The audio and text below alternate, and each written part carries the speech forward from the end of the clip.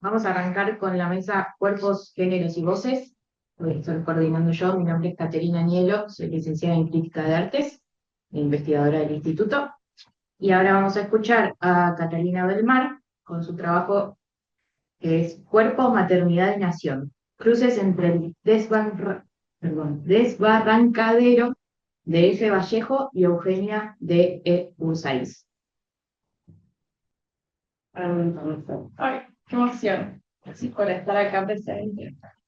Eh, Gracias a la universidad también, a los programas, por supuesto, Narrativa Latinoamericana, tantas obras, Colombia y México, por la bolsa de tratar, nada, las decisiones en la narrativa latinoamericana y los cuerpos que la viven.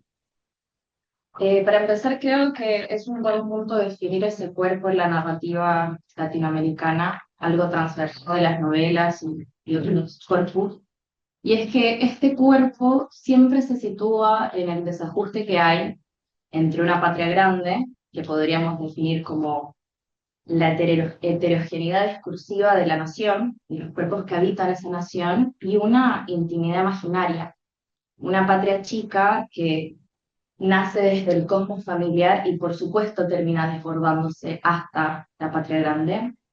El trabajo es sobre dos novelas. La primera es El desbarrancadero, de Fernando Vallejo, publicada en 2001. Es una novela de autoficción, bastante nihilista, como toda la obra de Vallejo, que podríamos calificar como un odiador serial de Latinoamérica. Una obra que nos habla del año en el que se muere el padre y también se muere en vida a causa del SIDA su hermano Darío.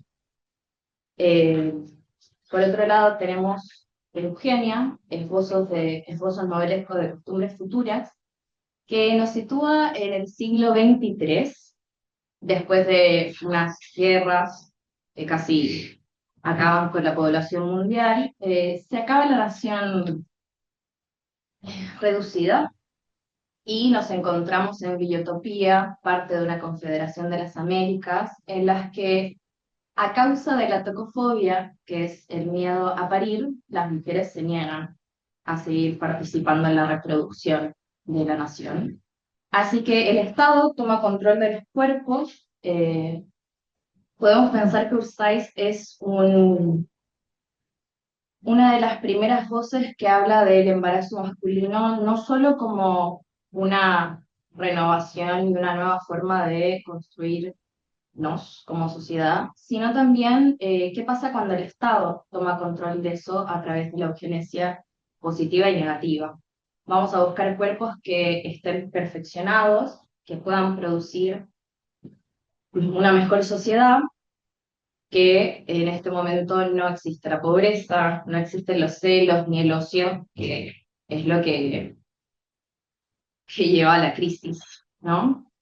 Entonces, la maternidad es un tema importante en ambas, porque asume que la nación se conforma de estas madres y nos cuestiona, o se cuestiona, qué hacer cuando esa maternidad no funciona, ya sea por la fobia a parir o porque simplemente esa madre solo reproduce la violencia y la hijoputez, que es la palabra favorita de Vallejo. Consideramos que hay un gen hijo de puta en Colombia después de los desplazados, la violencia campesina, y en este momento no existe la tecnología que va a existir en Eugenia para poder eh, realizar esa eugenesia biológica, esa esterilización de los cuerpos no idóneos, como es la polioctavista de la obra siciliana.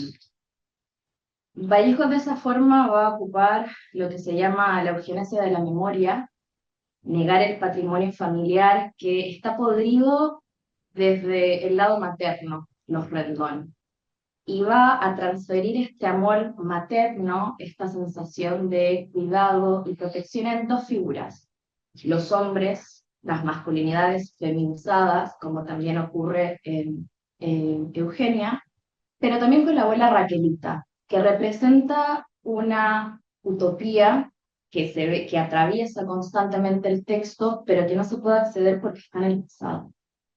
A diferencia de Eugenia, que nos presenta la utopía en el futuro, pero se niega a mostrarlo o a representarlo de una manera estática, porque postulan que en realidad el sujeto latinoamericano no puede alcanzar los días azules.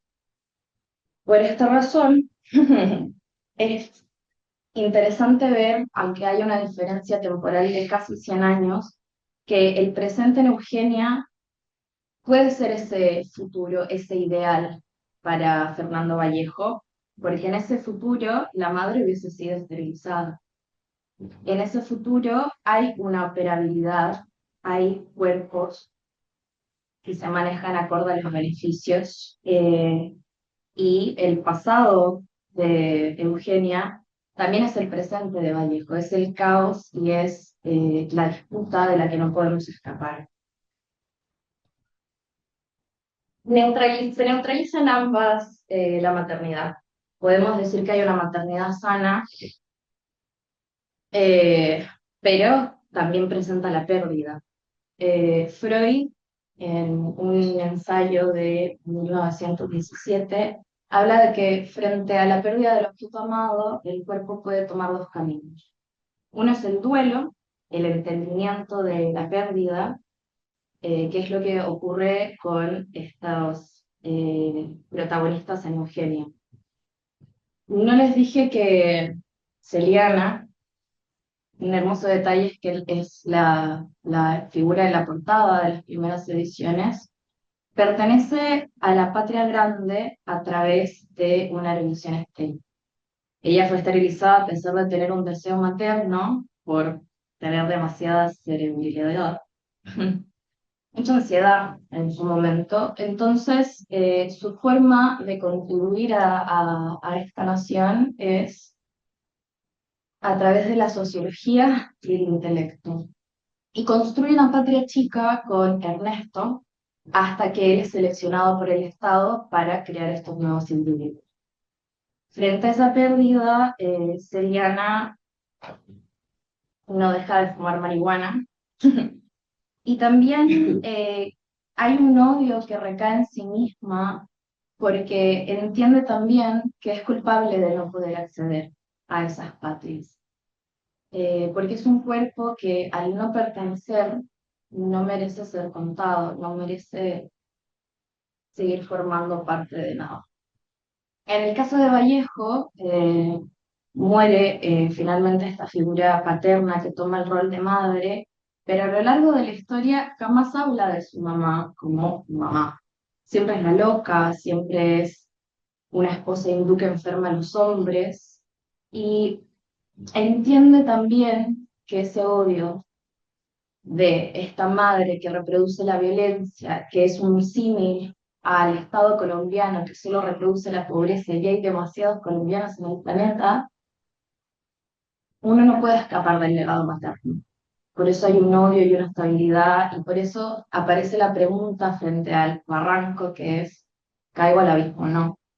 Y es interesante como incluso al final de la novela muere Fernando, pero sigue la narración. Y en este caso me parece importante resaltar eso, que si bien ambos están de acuerdo que la maternidad tradicional está destinada a desaparecer, ya sea en el caso de Zootopia, en que hay una relación simétrica entre la feminidad y los cuerpos femeninos y masculinos, o por Vallejo que odia a las mujeres y lo que representa la reproducción en la mujer, eh, nos señalan que la utopía en Latinoamérica no es posible. No es posible porque si tenemos un cosmos familiar que se desborda, que está trastocado, jamás vamos a llegar a una patria estable. Calle 13 tiene una canción hermosa que se llama Latinoamérica y me parece muy atingente al tema, que es quien no quiera su patria no quiera su madre. Así que es importante señalar eso.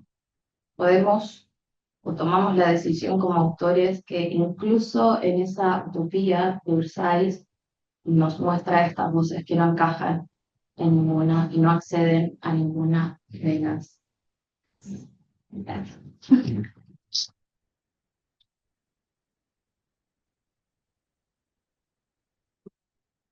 Muy bien.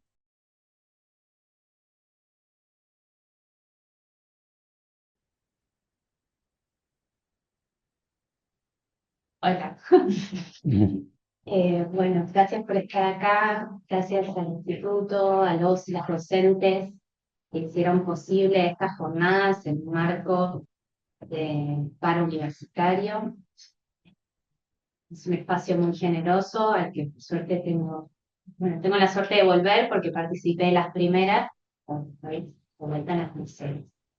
El trabajo del que voy a hablar surgió en el marco del seminario de territorialidades y geopolítica de Paola Cortés Roca. Creo que estoy en una segunda etapa de investigación, o me gustaría creer eso. El nombre del trabajo es Constelaciones de Bronce, un análisis de la identidad disciplinar en la obra campanera de Federico Ori.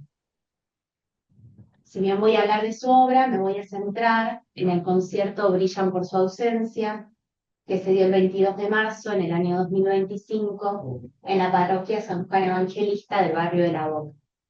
El marco teórico que voy a utilizar es el de Hal Foster para las neovanguardias, el de Santiago Silviano para el concepto de copia y también de entrelugar, y también voy a trabajar con García Tranquilo. Bien. Bueno, es importante decir que este concierto se dio en el marco de las jornadas de vigilia en torno a la memoria, verdad y justicia. Acá tenemos una foto del primer prototipo de partitura para este concierto, cortesía Federico Orio, que tengo la suerte de que está acá, algo que es bastante emocionante y que también me da nervios. Bien, me gustaría empezar con el tema de la materialidad, con el dispositivo acústico de este concierto, que son 5 campanas de bronce de más de 100 años de antigüedad, que ofrecen un sonido que está intacto. Y ese sonido intacto, esa fuerza del inalterable, también se conjuga con una condición de fragilidad material.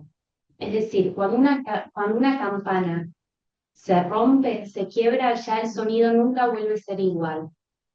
Entonces, esta preservación material que ocurre en estas 5 campanas en la capilla de La Boca es al mismo tiempo una preservación histórica que se da en el barrio y en la ciudad. Quería hacer un pequeño repaso, además, sobre la historia de las campanas y del bronce. Hay primero hay registros de la utilización de las campanas en la antigüedad, hay materiales, documentos, pero es recién en el siglo VI, con el Papa de turno, que las campanas se incorporan en de manera institucional en la vida eclesiástica, y también ahí se constituyen formalmente como un objeto movilizador del mundo civil. A partir de ahí, además, la campana obtiene una materialidad sagrada. El bronce es un material que está ligado a lo sagrado. Y de hecho, por dogma eclesiástico, la campana de bronce tiene que ser consagrada previamente a su uso, cualquier sea su uso. De esta manera podemos hablar también de funciones tradicionales de control en torno a las campanas, de control civil, desde regular de forma vertical, no solo literal, porque las campanas están arriba en el campanario, sino desde las instituciones a la sociedad civil, para llamar a la revolución, para llamar a la guerra, para llamar a las celebraciones religiosas. Entonces, mi planteo es que Orio desinstitucionaliza la campana, y acá un breve resumen del antes y después de la campana en torno a su obra. Ya dijimos antes, posee fines religiosos, fines militares, un llamado y a la regulación civil, pero también Lo que sucede en el concierto es que hay un desvío estético en el cual la campana ya no se convierte en un instrumento militar o institucional, sino en un instrumento musical, y al mismo tiempo en un recurso poético posibilitador de una performance. Ya más adelante voy a desarrollar por qué creo que la obra de Orio es performática. Mi hipótesis central entonces tiene que ver con que a partir de esa desinstitucionalización de las campanas, Orio propone una autonomía que va a ser truncada automáticamente por él también, porque no cree en un arte completamente autónomo, sino que propone una idea estética que no le escapa a lo social ni a lo político. Bueno, como les comentaba, en el marco teórico tomo a Silviano Santiago, sobre todo para pensar, bueno, Silviano piensa en el artista y en el intelectual latinoamericano como un sujeto que no puede desechar completamente lo colonial y tampoco abrazar del todo la modernidad, sino que tiene que situarse en un entrelugar. A partir de ahí habla de el concepto de copia y cómo lo latinoamericano muchas veces se ve como una copia no valorada, una copia mal lograda de las tradiciones europeas. Y cita el manifiesto antropófago como una forma de traducir mal, de hacerse cargo de esa copia eurocéntrica y, y eliminar esa idea de menor calidad, tomarla como una intervención, como un extrañamiento crítico. Entonces, todo esto yo pensaba que aplica bastante a la obra de Orio, sobre todo porque Orio no toma el campanario como algo impoluto, se hace cargo de esa colonialidad, pero devuelve una copia con diferencia cultural. Podríamos decir entonces que hay una uridez que daña la pureza original del instrumento y su pérdida estética. Tenemos un bronce europeo, ese mismo tono que suena igual desde hace 100 años, y las variaciones propias que tienen que ver con un grupo de percusionistas, artistas contemporáneos, que lo que hacen es generar una variación armónica en las campanas.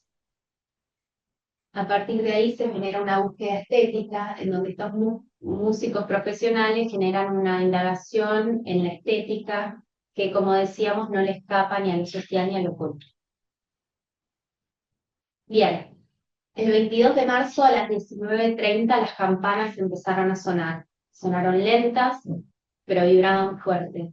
Hay un componente que es importante, que es el de la dimensión corpórea en la obra de Orio, y es que mientras más cerca vos te encuentres del campanario o de la iglesia, tu cuerpo empieza a vibrar más.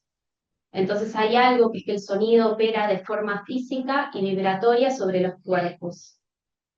Por otro lado, pienso en el estatuto de vanguardia, ya también pensando en las neovanguardias en torno a Hal Foster, y es que en un concierto de campanas no existe una única forma, un único modo de vivir esa experiencia estética, porque están quienes se acercan al concierto, los vecinos que pasan a unas cuadras de distancia, los que pueden notar que esas campanas están sonando de otra manera que en ceremonias tradicionales. Bien, se puede decir entonces que en el marco de la vigilia por la memoria, verdad y justicia, lo de hoy es una propuesta que va en contra del olvido y que conjuga conceptos que giran en torno a la colonización, a la dictadura y a un presente que lo que busca es reformular un pensamiento crítico y social en torno al trauma y a la historia de un país. Bueno, acá un breve cuadro sobre todo esto que estamos diciendo un poco más ordenado, el ámbito de la institución e inclusión, el adentro de la parroquia, la institución tradicional. El mundo hermético del arte contemporáneo se quiebra en este caso, porque no es el museo en donde se da la performance de Orio. Por otro lado, el ámbito comunitario y del espacio público, que es el afuera de la ciudad, el territorio del barrio, la militancia colectiva por los derechos humanos. Acá no me quiero extender mucho porque además no debo tener mucho tiempo. Minutos. Bueno. Pero bueno, no quería dejar de traer, porque me encanta, el concepto de constelación de Benioff, en donde podemos pensar objetos, ideas que naturalmente no estarían unidas. Y hay algo muy material, gráfico, ¿no? En torno a estas campanas, foto también cortesía de Orio, en donde ya podemos ver esas líneas, esas sogas que parecen armar una constelación, un collage. Entonces pienso, es una unión entre el adentro y afuera, una unión entre instituciones y vecinos, entre artistas contemporáneos, entre un saber empírico que es el de tocar las campanas y un imaginario poético, estético, político. Bien, acá otra de las referencias teóricas que tomo para el trabajo, que es su texto sobre el texto de las neovanguardias de Hal Popper. De acá me interesa principalmente el concepto de obra inorgánica, o sea, un tipo de obra que no se da dentro de una institución museo, que no tiene límites precisos, que expone su materialidad y también su montaje. Y en consecuencia estamos ante un gesto estético que comienza antes de que la obra, de que las campanas empiecen a sonar. Empieza desde que los campaneros suben al campanario, desde que se ponen los arneses. Hay videos, de hecho, de este concierto en donde vemos ese proceso. Bueno, está la foto que mostré antes de la partitura, que para mí es parte de la obra definitivamente. Y a partir de ahí podría concluir, y también como característica importante dentro de la obra inorgánica, que estamos ante una hibridez disciplinar.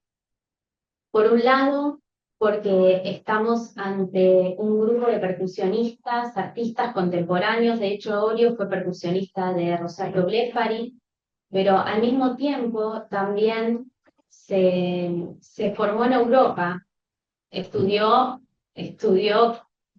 campanología en Europa, en Holanda. Entonces, de vuelta a este cruce entre lo más colonial, lo europeo y lo contemporáneo y latinoamericano. Por último, no quería dejar de mencionar a Néstor García Canclini en su idea de el territorio y la ciudad como algo múltiple, en donde se superponen distintos imaginarios, a lo político, lo estético, lo simbólico, lo institucional, lo barrial, incluso. Y la idea de monumentalidad colonial, en donde, ya yendo directamente a la obra de Orio, podríamos decir que lo que hace Orio es tomar un monumento colonial, hacerse cargo de esa historia, pero traerlo, darle, hacerle circular distintos discursos que tienen que ver de vuelta con el barrio, con el puerto, con la lucha por los derechos humanos, por lo artístico en sí mismo. Para concluir, me gustaría... Uy, no, no, casi. Quisiera decir que por un lado hay un aspecto fundacional, de vuelta, que tiene que ver con la presencia acústica del metal, que caracterizó durante muchos años, décadas, al puerto. Y por otro lado, algo en torno a lo reconstructivo, a la idea de la reelaboración de un lazo social, político, en el marco de la vigilia. Y ahora sí, dos componentes clave de la obra de Orio: por un lado, la copresencia de tumultos. Es necesario el ruido de los barcos, es necesario que haya vecinos, es necesario el cruce de religiones, el sonido metálico de las campanas que llega a los objetos, pero llega principalmente a los cuerpos. Y después la idea de una nueva construcción de sentido. Si bien hay un sonido que se mantiene intacto en su capacidad física de reproducir las notas musicales que reproduce cada una de esas campanas, lo que se genera en ese desvío de Orio es incluso una armonía distinta, claro, que es la que él trae, pero una nueva forma de asimilar a estos monumentos musicales. Gracias.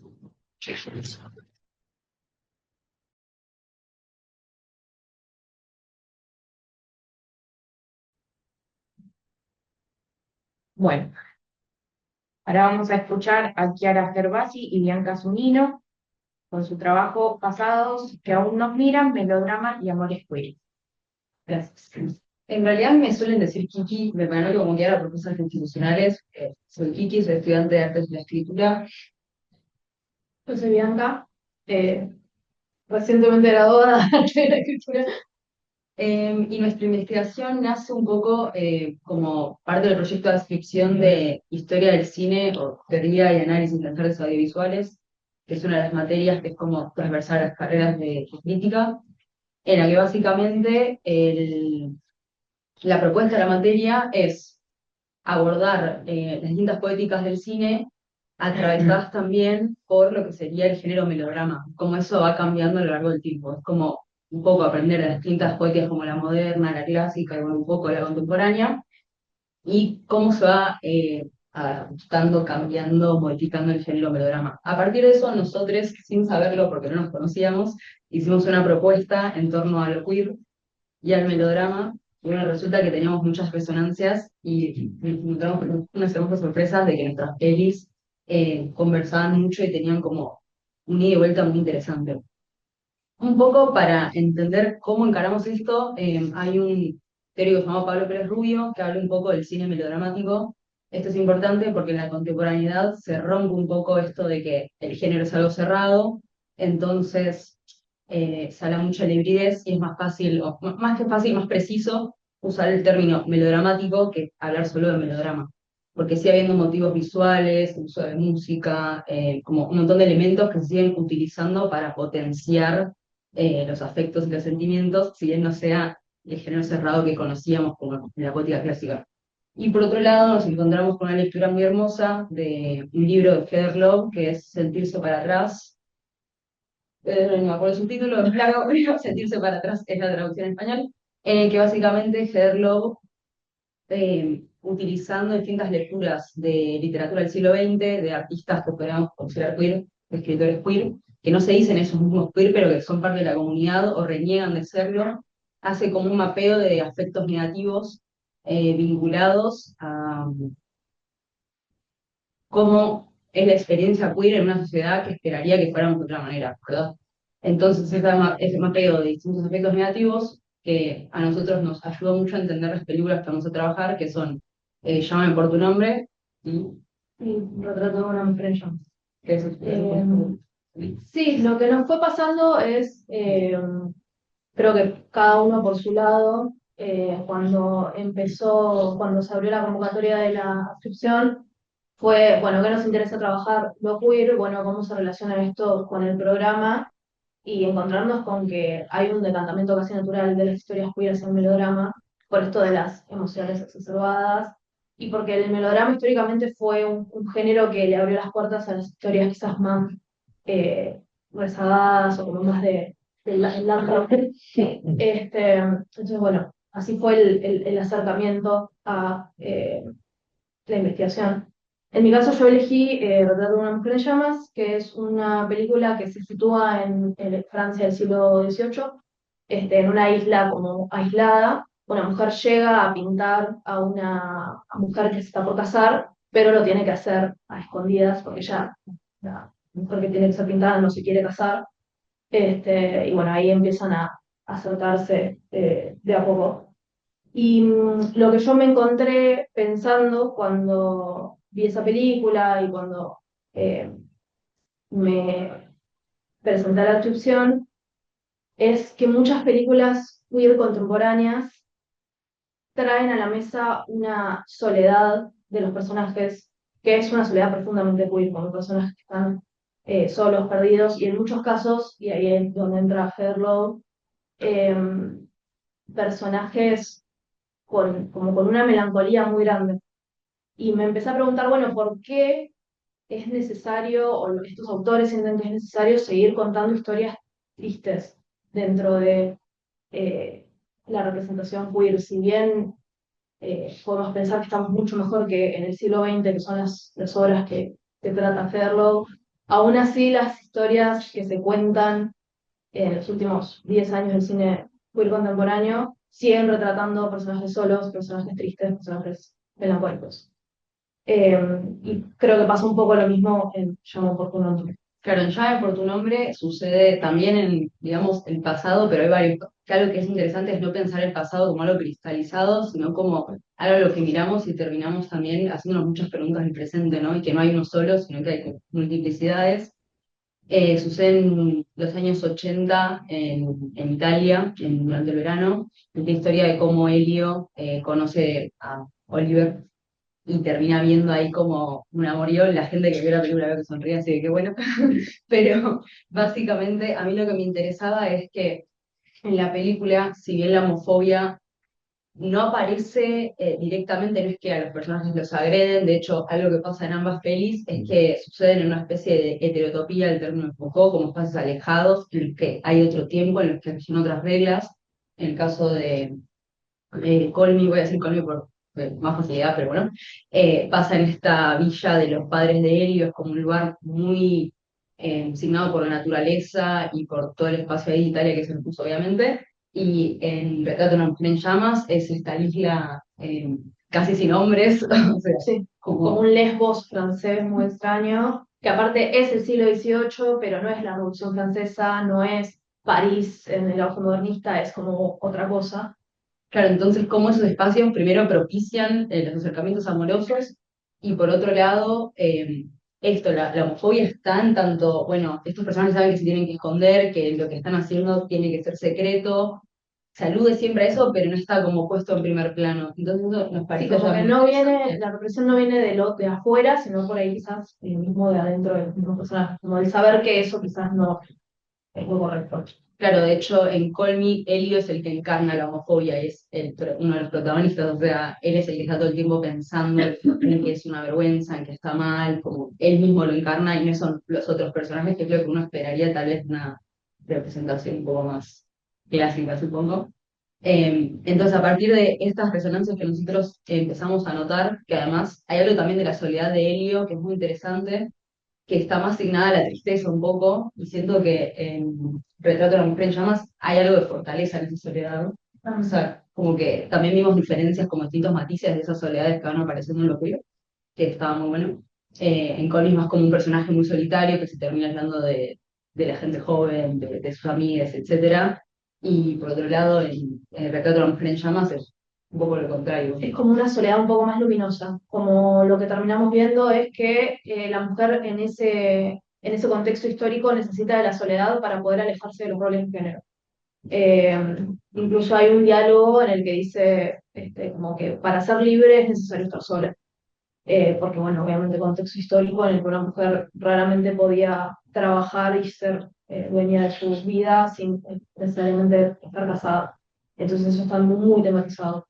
Y termina viendo algo de ambas pelis que muestran como un lado B de la historia, como otros pasados posibles, y que por otro lado, en relación al cine específicamente, hay algo del cine contemporáneo que bebe mucho su propia historia, es muy consciente, y hay algo de las ambas historias muy marcado por, bueno, el melodrama, el uso de la música, el uso del arte, como un montón de elementos que revisitan cosas ya pasadas, que también es muy interesante tener en cuenta. Y en cuanto a cosas que nos sorprendieron también, nos dimos cuenta que en estas pelis hay algo de los amantes, no como yendo a conquistar al otro, como en esa búsqueda un poco más relacionada heterosexual, sino que hay una pregunta más de espejo, como los personajes terminan intentando ponerse en el lugar del ser amado en vez de intentar como conquistarlo. Esto pasó en esas películas. Yo pensé que pasaba solo en Call Me, que bueno, como dice el nombre, llama por tu nombre, está el juego de que Elio le dice, no, Elio le dice a Elio, decime como por tu nombre y yo te llamo por el mío. Entonces él se empieza a decir Oliver y Elio se empieza a decir Elio. Entonces hay algo ahí como de espejo que es muy interesante, pero que de pronto en Retrato de una mujer en llamas aparece algo similar cuando ella la pinta, como que toman el lugar de la otra. Y eso nos parece también muy interesante, como bueno, algo de lo melodramático y lo queer con no la conquista y ir a buscar al otro de esa manera un poco más como cooptante, sino como preguntarse por ese lugar e incluso terminar encarnando un poco la figura del ser amado. Sí, como quién soy yo en relación con el otro. Sí, como más desde un juego de espejos, si se Sí. quisiera. Y para encarnar un poco más todo esto, lo que hicimos cada uno fue como elegir distintas secuencias de las películas, que no se va a pasar por este tiempo, pero podemos reponer brevemente, no pasa nada, repondremos muy brevemente. Que lo que nos parecía interesante es que en estas secuencias se ven un poco en juego todos estos elementos que venimos trayendo de una manera un poco más abstracta, teórica. Sí, como tus experiencias previas. Sí, en esta isla lo que sucede es que está la madre que un poco encarna la figura del poder, porque es la que llama a esta mujer artista para que pinta a su hija. En un momento la madre se va y ahí como que empiezan a desplegarse otras cosas, como que al irse la figura del que encarna el poder, empiezan a cambiar las dinámicas, y se despliega toda una comunidad femenina, que ahí también entró un poco Heather Lowe, que dice que eso es muy vital dentro de la comunidad LGBT, con esta cosa de necesidad de formar comunidad a través de los años. Este, y pasa una secuencia muy extraña en la que van a una especie de aquelarre de brujas, y hay como todo un momento alrededor del fuego. Y toda esa secuencia es lo que termina, eh, sí, como lo que permite que después suceda el primer encuentro de los cuerpos, como el primer beso. Ese es el único momento de toda la película que tiene música extradigética, es decir, que es música que no está dentro de la película, es como que viene de afuera. Y ese es como un movimiento muy melodramático, porque es la música lo que es la antesala al momento del encuentro de los cuerpos. Y ese primer beso se da en la naturaleza, en el medio de una playa, como en unos barrancos, entre unas piedras, como un espacio así como muy natural, que casi te da la sensación de que ese es el único lugar en donde se puede dar el encuentro, porque están completamente aisladas de miradas ajenas, y medio que el único testigo de eso es un poco como nosotros, el espectador. Sí, totalmente. Y bueno, por otro lado, yo con Colmy lo que hice fue elegir la escena, los que la habrán visto se la acordarán, la escena del durazno, en la que básicamente he visto caras. Sí, sí, sí, esa, exactamente. Me interesa porque en esa escena básicamente Elio tiene como un escondite en la casa y vemos como un primer plano de él agarrando un durazno, él tiene en la villa como una huerta donde se habla siempre que hay mucha fruta, etcétera, agarra un durazno, primer plano, lo que a mí me parece interesante porque se le da como mucha importancia desde lo visual a esa fruta, y bueno, resulta que se va a este cuarto escondite que tiene ahí, que a veces escapa cuando se siente mal, etcétera, durante la peli, y procede a masturbarse con el durazno. Pero lo interesante no es esta escena que por ahí les parece un poco a algunas personas, sino cómo se muestra eso. Entonces, de pronto el durazno toma como otro estatuto, parece otro cuerpo, por cómo se muestra visualmente, hay como una cercanía ahí, que de hecho genera algo medio sinestésico también. En el trabajo uso mucho a Laura Omars, que habla un poco de la visualidad háptica, que es básicamente eh, una visualidad que nos hace como centrarnos más en el cuerpo, y que es interesante que toda esa escena está hecha para que nosotros de pronto podamos sentir incluso el jugo del durazno. Es como muy interesante cómo está construido. Eh, Termina esa parte y Oliver aparece y lo encuentra durmiendo ya después de todo lo sucedido. Lo empieza a besar, y cuando va a bajar a hacerle un sexo oral, agarra y le dice, che, ¿qué hiciste? Y él le dice, no, nada. Y empieza a ver como una puja porque se da cuenta que se estuvo en un durazno. Y ahí Elio dice, soy un enfermo, ¿no? Y hay como una apuesta de lo melodramático en tanto se va la música, o sea, que estuvo muy presente en momentos más fuertes de la película, escuchamos la respiración de los personajes, podemos verle al personaje incluso como el ojito rojo de que va a llorar, como esto muy angustiante, como esta escena de vergüenza, sentir que te descubrieron, como que lo podés sentir vos en el cuerpo también. Y se genera como un abrazo entre ellos, como muy íntimo, es la primera vez que vemos que tienen como esa cercanía un poco más afectiva, digamos. Y es muy fuerte sentir la vergüenza que siente Elio, ¿no? Que está puesta no solo como en el guión, sino también en lo visual, como que a uno también le genera todo eso. Y creo que lo interesante también es que contextualizado en la peli, esto pasa antes de que Oliver se vaya. Resulta que Oliver está estudiando en la villa ahí con el papá de Elio y después se va a ir. Entonces hay algo, bueno, no hablamos sobre el tiempo trágico, que también es muy importante en el melodrama, y es como esta cosa de que el tiempo toma otro peso porque es el único momento que hay, es como esto se va a acabar, y eso pasa también en ambas pelis, como esta cosa, bueno, el momento que Está muy claro que en Está muy algún claro que se va a momento terminar. va a llegar a su fin. Y esta escena pasa justo antes de que Oliver tenga que como irse, entonces también me pareció como muy importante en ese sentido con lo melodramático. Eh, Sí, no dejan de ser historias en ambos casos que se sabe que no van a terminar bien. Como uno sabe que esas dos personas no van a terminar juntos, y son historias un poco signadas por la tragedia. Y eso también es muy propio del melodrama.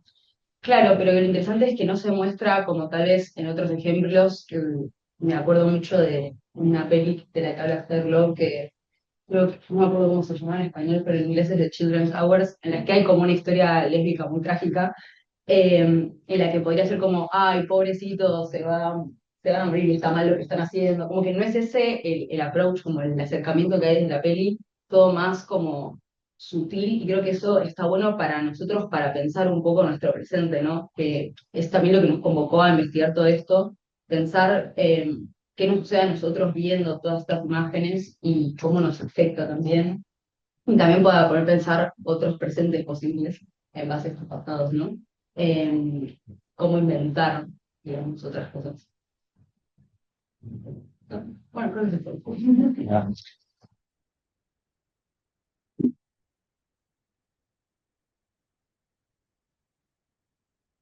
Gracias, bien.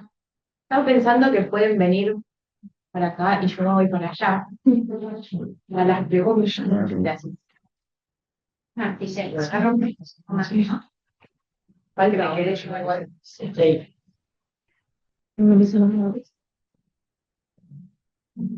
ahí guarda que no pisa el cable.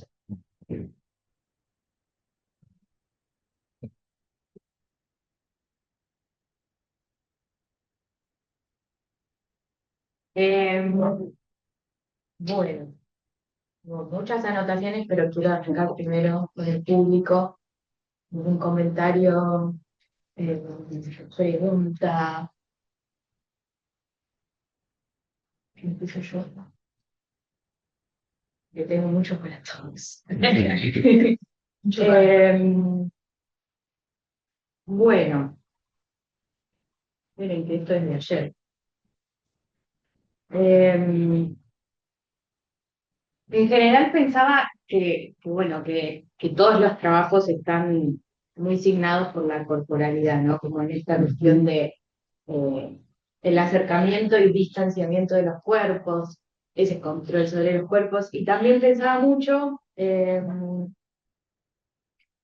con esto del trabajo, esperen que tengo un millón y medio acá, de Josefina, como ahí hay una multiplicidad, ¿no? De el cuerpo del artista que está presente ahí en esa acción física de tocar las campanas, y distintas corporaciones de ese pueblo, que también en relación con el otro trabajo del pueblo latinoamericano, ¿no? Tengo preguntas en realidad. Sí me pensaba, Catalina, con esta idea de la construcción de esta patria chica que va hacia la patria grande, cómo la patria grande en realidad está controlando esa patria chica, ¿no? Constantemente. Eh, de ahí igual me generan muchas dudas, me dan ganas de leer los libros porque como necesito saber más. Eh, Comentabas algo de, bueno, que están las mujeres que se niegan a parir y entonces el Estado toma el control. Eh, es como que el rol de la mujer en ninguno de estos, en ningún momento tiene ese control. Es como esa patria chica, en realidad, eso, sigue asignada por la patria grande. Eh, ¿Puedo sí, dar una pregunta ahí en sí. este punto? Porque me preguntaba si no hay una construcción, de alguna manera, en los dos textos, de los cuerpos como máquinas, ¿no? Esta cosa de si el cuerpo funciona o no funciona, y una, digamos, equidad entre lo masculino y lo femenino que termina por anular especificidades de los cuerpos. Entonces, si en ese sentido los cuerpos funcionaban de manera maquínica. Y la otra cuestión es que frente a ese planteo me llamaba la atención, si podías desarrollar un poco la idea de esa figura, digamos, remanida de la madre tierra, ¿no? La patria como la madre tierra, ¿no? Con esa figura, se supone que, no sé, que te da calor de hogar o no sé qué, comida rica, qué sé yo, ¿no? Esa idea de que defendés la tierra como a la madre, ¿no? La que te vio nacer, la que te dio todo, qué sé yo, y entonces las máquinas, y esa no es como una contradicción, me parecía, entre estas dos figuras. Sí, a mí personalmente me parece que hay una contradicción incluso desde el género, de como Usais postula esta ciencia ficción, la primera de México, eh, y en el caso de Vallejo es una autoficción. Creo que hay una cuestión de la madre eh, cuando empezamos o consideramos la maternidad exactamente como eso, la reproducción de nuevos individuos. Y creo que la gran diferencia de esa maternidad, si debe ser amada u odiada, porque sí los personajes en Eugenia están de acuerdo y quieren seguir practicando este sistema eugenésico, porque no hay pobreza, no hay celos, no hay ocio, que son los malestares, y esta triada de odio de Vallejo se resuelve de alguna forma. Dios, Dios, familia y Estado. Eh, Sí, creo que eh, hay una cuestión de la madre, el exceso de maternidad en Vallejo, hay una sobrepoblación, no solo del Estado colombiano que reproduce seres inútiles y violentos, sino también la madre, la familia que se salva solamente Darío y Vallejo. Está el gran huevón, que es este hermano que no tiene salvación. Mientras más esté la cepa materna, ese gen materno en uno, más odio hay que asignarle. A diferencia de que cuando la maternidad se neutraliza y lo consideramos como una maquinaria, se puede amar, se puede arreglar cualquier imperfecto que pueda tener a través de la esterilización, a lo que Vallejo no logra y no va a lograr acceder. Eh, por eso considero que esto de la madre tierra y la madre del cariño está en figura de la abuela, de una Colombia ya inexistente. Eh, y en el caso de Usais, es un futuro posible en que la maternidad no solamente eh, está diseñada hacia la perfección, sino también que se puede corregir cualquier falla de, de los subalternos. Bueno, vuelvo un poco con Josefina ahora. Una cosa que estaba pensando cuando leía el texto también, en algún momento hablas de lo que se ve, no me acuerdo qué palabra usás, ¿no? Pero pensaba cómo ese sonido también reconfigura la experiencia de lo visible para el transeúnte, ¿no? Porque cuando uno oye, mira hacia ese sonido que está escuchando. Entonces, me parecía que ahí también había una cuestión que no era solo de lo sonoro, sino de lo visible y de aquello a lo que ponemos atención. Y por otro lado, eh, pensaba en la memoria del objeto, ¿no? Cuando hablas de la materialidad, y la memoria que tiene ese objeto de la campana, como un testigo, ¿no? Y la fortaleza de que esté en una iglesia, ¿no? Como pensando en la complicidad eclesiástica durante la dictadura, ¿no? Eh, Creo que hay como otras lecturas también posibles ahí entre la materialidad de ese objeto y lo histórico, que nada, que no sé si las contemplabas, si te interesaba o...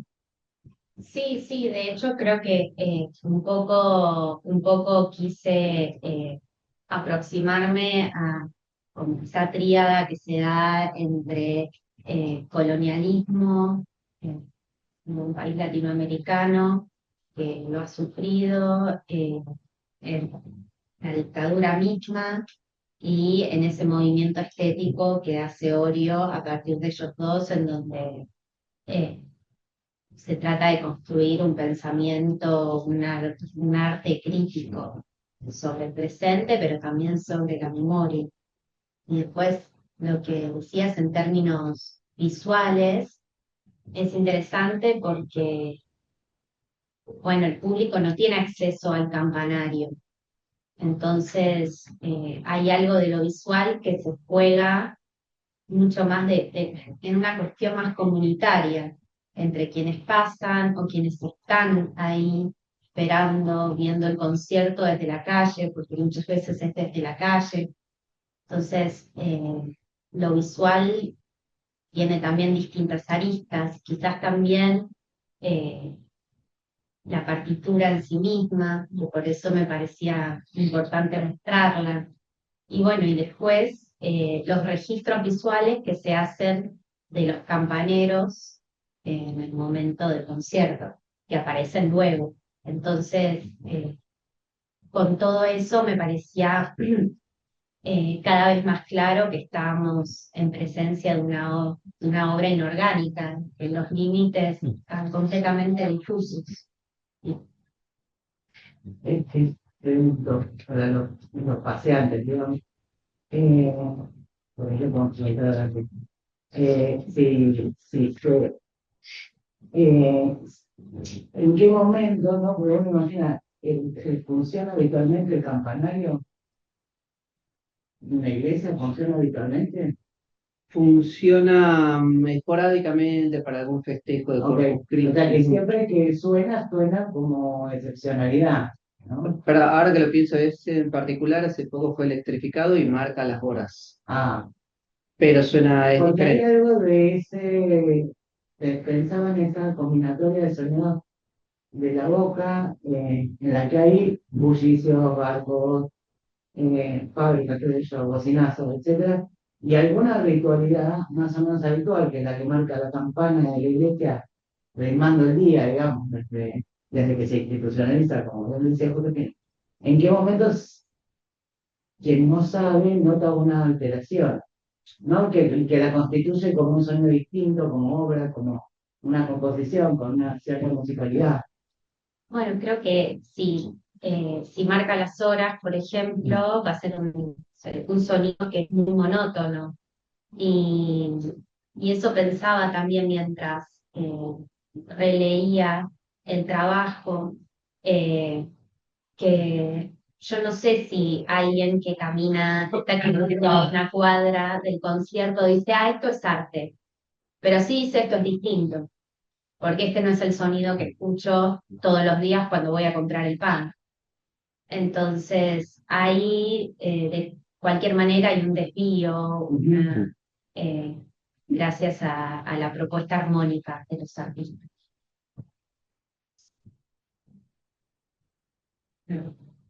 Yo miro a ver si hay alguna mano. Kiki Bianca pensaba también, ¿no? Antes como esta, por un lado, vinculando, ¿no? Esta imposibilidad de la utopía latinoamericana con como hay una imposibilidad de la utopía queer, ¿no? Como qué futuros nos imaginamos a partir de estos presentes y pasados. Y yo debo decir que tengo una lectura muy distinta de ambas películas. Porque veo en ciertos gestos que a pesar del dolor hay una esperanza y un gesto de transformación. Por un lado, con Call Me By Your Name me parece que hay en este desamor, encuentra igual el cariño de su padre y la aceptación de su padre. Y una ruptura de lo que su padre no pudo aceptar cuando era joven. Entonces ahí hay como una ruptura generacional en aceptar esa identidad que antes no pudo ser aceptada y que es muy jovencito, le queda toda la vida por ver. Tiene 17 años, o sea, muy chiquito. Y después, con Retrato de una mujer en llamas, es más heavy todavía, pero en ese último cuadro hay como un gesto muy importante de estoy bien, pero sigo pensando en vos. Como esto no se terminó. Y me parece que ese amor que no funcionó y que no fue conducente, tal vez no es una tragedia, ¿no? Como es una experiencia. Sí, o sea, sí coincido con esta idea de, bueno, ¿por qué siempre historias tristes? ¿Por qué no podemos tener un final feliz? Eh, pero bueno, me parece que hay ciertos gestos en los que por ahí no, yo tengo otra mirada, otra interpretación de eso, eh, y tal vez me gustaría como pensar como, bueno, ese futuro, ¿no? Acá estamos viendo pasados, ¿cuáles son futuros posibles? Eh, por eso decía que no tenía preguntas, sino pero comentarios. tal vez por el recorte que tuvimos que hacer, quedó como muy marcado como, no, todo es triste, no sé qué, pero de hecho nuestro abordaje no es ese de quedarnos con, todo está mal, sino que de hecho las pelis en esa tristeza la muestran de otra forma, no es como, oh, viste que ser Sí. gay está re mal y es re triste y vas a estar mal. Hay un montón de cosas que, como vos mencionabas, eh, generan también esta ambivalencia. Es como agridulce, y eso es lo que es interesante, que no se quedan como por ahí en una poética más clásica que era como bien, mal, como este personaje Sí, bueno, este es muerte. malo, vida, muerte, es como que hace espacio a todos esos matices, a todos esos puntos intermedios que nos permiten hacernos todas estas preguntas, que no es como, bueno, solo me quedo con esto y ya está. De hecho, las mismas pelis no lo cierran, como eso vos decís. Entonces, creo que lo que nos permitió hacer toda esa lectura es esto exactamente, que no está cerrado como esto es triste y punto, sino que en esta experiencia que es triste porque, bueno, hay un montón de cosas sociales que marcan mucho esas dinámicas, igual florecen, igual son posibles y generan otras cosas.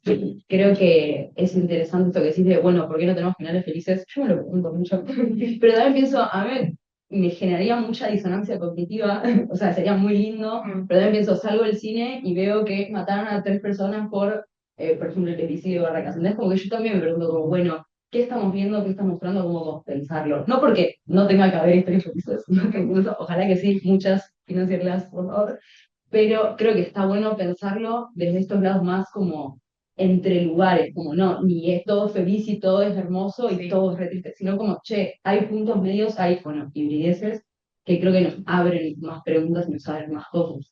Sí, que hay lugar para sentirse representado o visto por esas películas que cuentan historias más tristes.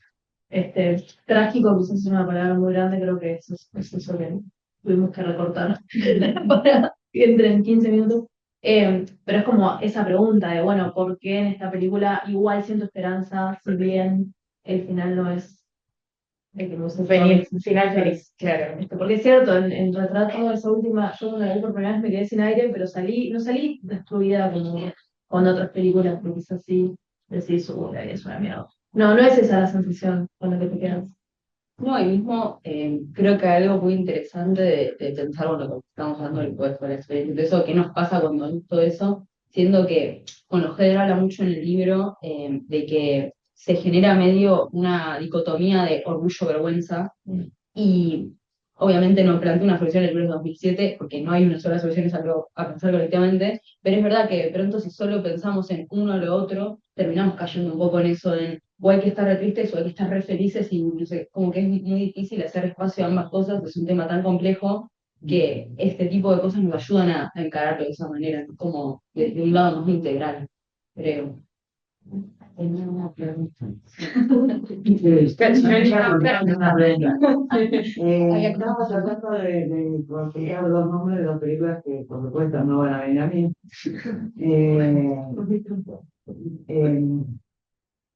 Eh, una es un poco vieja, que es la de una pareja de dos chicos que se terminan encontrando en Buenos Aires, uno viaja a Japón, otro a China. No es la de Happy Together. Happy Together, claro. De Walker White. Y la otra es de Chequeo de la Montaña, Sí. para pensar historia. Tengo dos preguntas.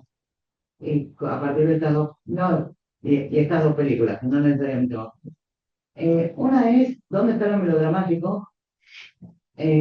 Porque en el trabajo que ustedes presentan no pareciera ver esas cosas que se identifican con el melodrama. Como, por ejemplo, la hipérbole sufriente, ¿no? El pato puesto por delante, como catártico de un sentimiento particular y tal, y parecen historias más, digamos, así realistas. en las que, ¿no? Digo, que lo que sí me parece que tal vez esa idea de tragedia tiene que ver con algo que sí es muy melodramático, que es el destino como motor de de las vidas de los personajes. Digo, uno no puede evitar enamorarse en el melodrama y confrontar en un triángulo amoroso, ¿no? En esa cosa maniquea bien mal, amor, desamor, etcétera. Y pensar que debe ser mucho. Y la otra pregunta es por qué hablamos de queer y no gay en este tipo de películas, porque lo que cuentan son amores gay. Ok, primero, en lo de lo melodramático. Creo que es importante remarcar otra vez esto de que no estamos hablando de melodrama clásico de lo que podemos pensar como género cerrado, sino, de nuevo, melodramático. Hay motivos visuales, hay un montón de, bueno, esto que hablamos mucho de la música para enfatizar los momentos más como álgidos emocionalmente, está en ambas películas. Yo pensando ahora en Call Me, pienso, me quedó mucho la secuencia en la que Oliver desaparece. Ellos en un momento tienen como muchos encuentros, muchos roces. Oliver desaparece y Elliot no lo encuentra por ningún lado y pregunta por él y pregunta por él. Es una secuencia durísima en la que está un chico de 17 años enamoradísimo buscando a el chico que ama y no lo encuentra por ningún lado. Y es como música extradigética. A ver, es importante esta diferencia porque durante toda la peli hay música que es parte de la película, o sea, que es diegética, y que de pronto esa otra música entra para remarcar este momento es durísimo. De hecho, el soundtrack de Call Me es como muy aclamado por eso, porque está muy bueno también. Como que tiene estas cosas. Además, hay algo del fetiche de los objetos, por ejemplo, que es muy,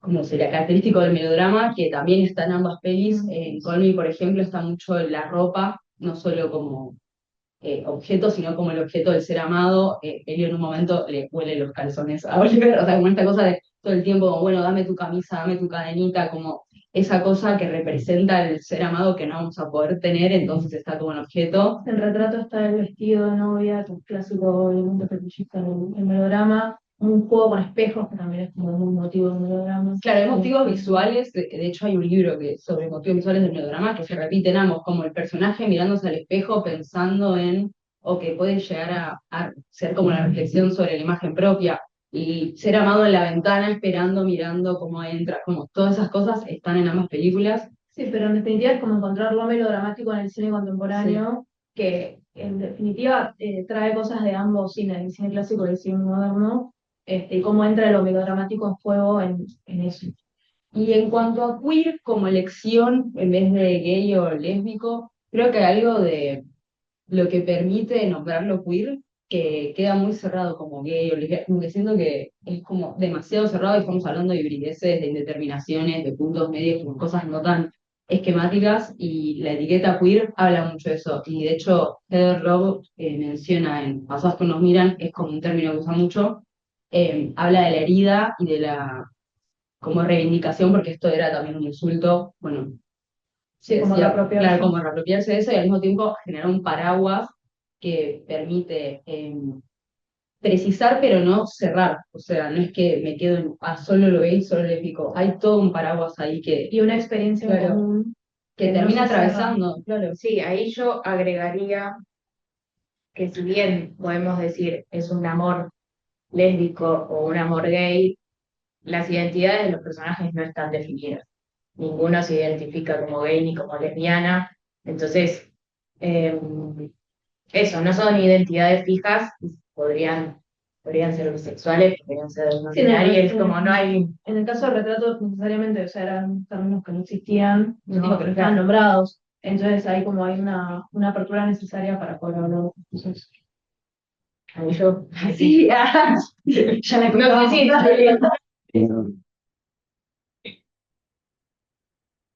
Pienso, o sea, respecto a cosas de melodrama, pienso también porque como esta transgresión del orden social que es lo que abre y que posibilita que no hagan, o sea, lo dramático, lo trágico, que nada, con esto de que en estas historias se toman como te das un beso y después todo arranca mal.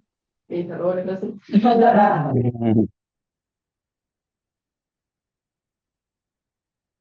sea, de esta transgresión de las relaciones sociales heteronormadas que es lo que hace que aparezca esta vergüenza, o que el orgullo que aparece como solapado por abajo, que esta transgresión tiene mucho de lo melodramático.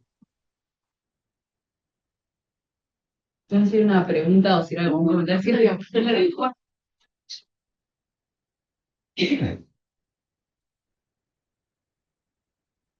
Quería volver a Catalina un poquito, a tu trabajo. A partir de Retrato de una mujer en llamas, que ahí está esta escena como en la que empieza a ver una comunidad de mujeres, pensaba, ¿qué pasa con la comunidad de mujeres en estas novelas? Por esto que decías, dijiste dos cosas, ¿no? La eugenesia de la memoria y que no se puede negar el legado materno.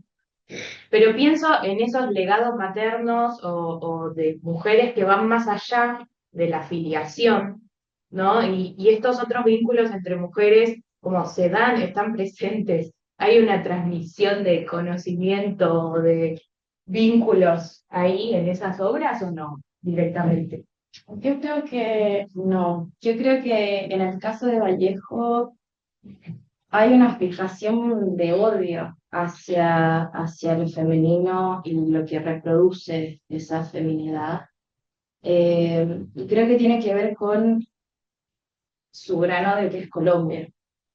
Eh, entonces no sé si, de hecho, al contrario, como están estos cuerpos masculinos feminizados, ahí es donde se desarrolla esta relación, esta conexión, esta comunidad. El hermano Darío, que se está muriendo de SIDA, y además Vallejo se siente bastante culpable de primero haber homosexualizado a su hermano, viene de su parte ese primer encuentro con los hombres, y también hacerlo un poco adicto a la marihuana, que también es una figura que es un símbolo que se repite en ambas novelas, uno de una forma positiva en el caso de Darío, porque es lo que le permite comer, lo que le permite descansar y enfrentar este dolor. Y en el caso de Seriana es una decadencia, ella se ve imposibilitada de escribir. Es ahí donde aparece esa desconexión. Así que yo te diría que en el caso de Vallejo, no, lo que podríamos asociar a esa comunidad de mujeres pasa por los hombres eh, trastocados por la feminidad, trastocados por lo materno. Y en el caso de Eugenia, creo que hay una división muy marcada entre los cuerpos femeninos ideales y los cuerpos femeninos inadecuados. Pero incluso ese cuerpo femenino ideal no tiene mucha relevancia en el sentido de escenas dentro de la novela. Sabemos que representa y es seleccionada como la reproductora de este momento, pero detalles de ella sabemos el pelo, sabemos un poco la cara que es muy linda y todo pasa a través de Ernesto, que va a ser su esposo y van a tener 20 bebés antes de que lo esterilicen después de su servicio. Así que mi respuesta sería que no, o quizás sí, pero de otra forma. Insisto con esa negación a lo estático de la representación. Son novelas, Vallejo te diría, bastante inestable. Ursáis te engaña con la estabilidad de la utopía. Nada, por Eugenia, con esto de decir que no sucede esta como representación de lo materno, es como que por eso mismo en Eugenia no sucede en Seriana, porque al estar esterilizada, al no ser capaz, ella como que sigue teniendo un instinto materno, por eso es esterilizada. Es como porque todavía tiene como resquicios de ese mundo maternal, instintivo, cerebral y como de este mundo viejo en el cual la maternidad se importaba, por eso mismo. Sí, me parece que Seriana para mí fue personalmente doloroso ver cómo dice que ella soñaba con ser madre, con ser parte de esta producción de la nación, pero se le niega a los 14 o 15 años, básicamente por ansiosa. Entonces ese rol de madre se reduce a hermana, compañera, amiga, profesora, es todo menos una madre. Porque además esta nueva constelación familiar ya no responde a la lógica de una familia tradicional, responde a una afinidad de intereses. Entonces también ahí hay una negación a lo cosanguíneo. Ya no existe ni siquiera la crianza. Ahora el Estado también se encarga de la crianza y los individuos forman parte de la sociedad a los 18 años. Así que sí, es muy interesante eso. Maternidades insanas, e incluso si las intento neutralizar, siguen sin funcionar, porque no todos podemos acceder a esa maternidad real. Otra pregunta o comentario. No creo que ya podemos ir cerrando la mesa y yendo al break. Bueno, hay una palabra que se repitió un par de veces, que es como, bueno, el entrelugar. Yo me quedé con esa, ¿no? En los bordes, lo melodramático también, que ustedes lo mencionaban como esas historias que por ahí no son las que se rigen con la norma y en ese sentido estamos entrecruzados todos los trabajos por eso. Y también, bueno, ¿no? Los futuros posibles, ¿no? También me quedé mucho con eso, como desde la memoria, el presente y el futuro, no tanto como estos lugares fijos, sino como reconfigurarlos a partir de estas experiencias y que nos permiten imaginar de acá en adelante. No sé, Moni, si vos tenés una palabra más. Frente a qué nos permite imaginar de aquí en adelante, solo el tiempo de vida. Solo el tiempo. Imaginemos. Vamos, Pues no sé si no tenemos tiempo, pero. seguimos teniendo. No, yo creo que con el punto de lo del melodrama, porque me parecía que pensaba como en la historia del género, ¿no? Entonces uno piensa, bueno, es como que hay un último fogonazo de los clásicos, que es Titanic, que es 97, y si en 2001 es todo sobre mi madre. No que un texto que dice, bueno, más si todo se puede pegar con todo y no hay identidad posible. Empezar un poquito antes de Far From Home, de Todd Haynes, que es del 94, 95, no sé si, que también es una cosa que, bueno, cualquier cosa es falopa, se puede pegar el melodrama con cualquier cosa, digámoslo así, ¿no? Y ahí aparece una estética queer en el sentido estricto de las identidades son plásticas y reconfigurables. Uno diría, frente a Haynes o a ese Almodóvar, digamos, que además vuelven sobre, ¿no? Sobre Cirque, ¿no? ¿No hay algo, digamos, más ordenado, más apacible en estas películas? No es tan Claro, como queer, digo, ¿no? Como. estética, más exagerada. Pero no es solo eso, sino la idea de que yo tengo una discursividad, que es la discursividad del melodrama, que me permite hablar de casi cualquier identidad. Que es lo que descubren estos tipos es que, digamos, que el melodrama es el género que mejor permite pensar la mutabilidad de las identidades. Comparado con eso, lo que aparece en estas películas pareciera ser más bien, bueno, aflojemos con cualquier identidad. Ordenémonos un poco, pongamos a la representación que sea mucho menos flexible, mucho más estable. Son textos infinitamente más canónicos en términos de, y digamos, incluso hasta clásicos, comparado con Almodóvar o con Haynes. Estos textos son mucho más, después tienen escenas mucho más clásicas, digamos, de tramas mucho más lineales, digamos así, digamos, ¿no? No.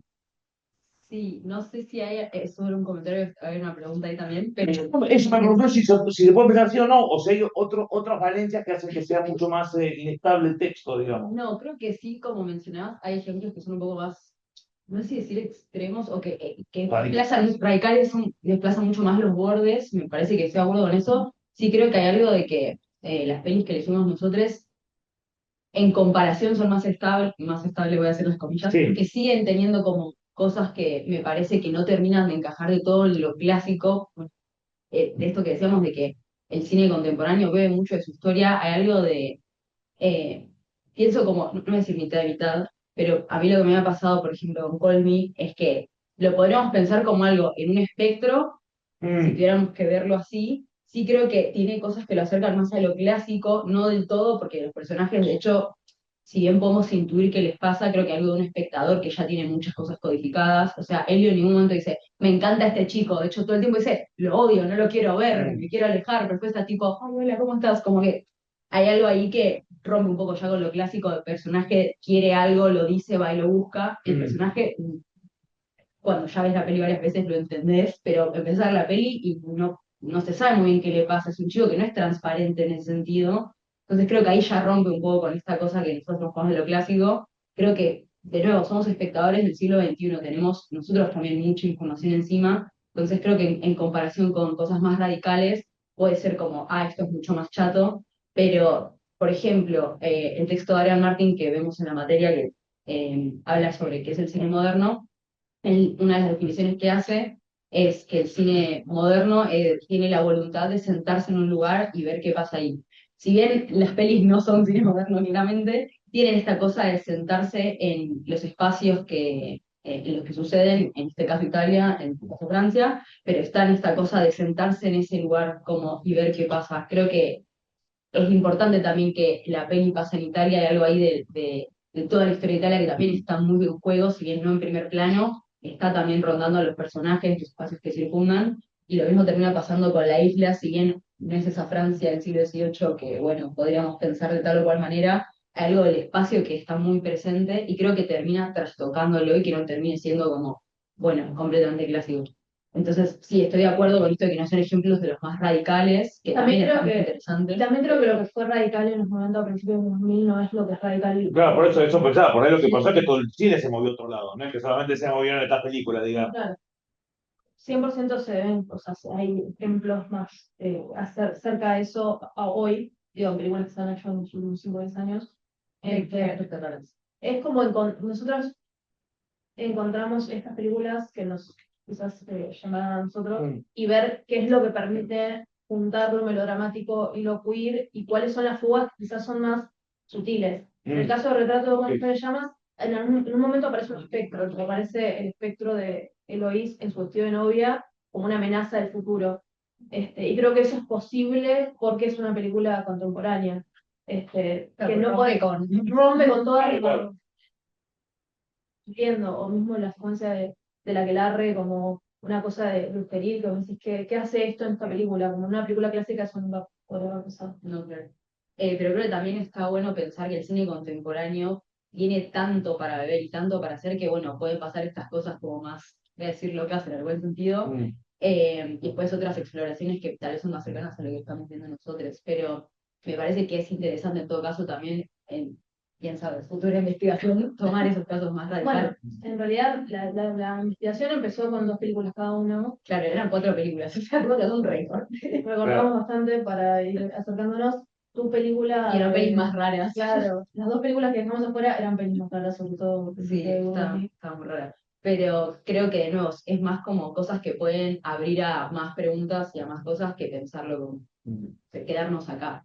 Para nada, sería como abrir. Bueno, gracias.